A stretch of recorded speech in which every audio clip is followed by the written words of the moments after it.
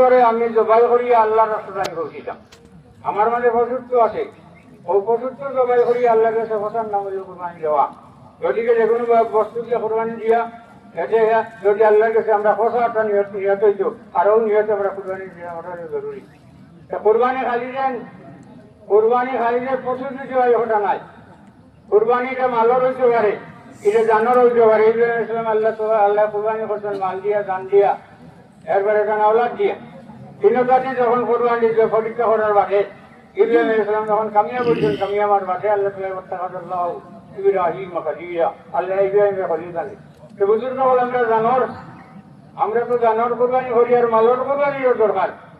মালর কুরবানি আমরা দরকার আছে, যে আমরা জিগা মানে এটা বন্ধু, এটার বহুত দরকার আছে, বহুত দরকার আছে, বহুত কাম আছে, আমরা বহুত ঋণ আছে। এগুলা সারা করে হইলে আমরা মালর কুরবানি দরকার, মালর কুরবানি।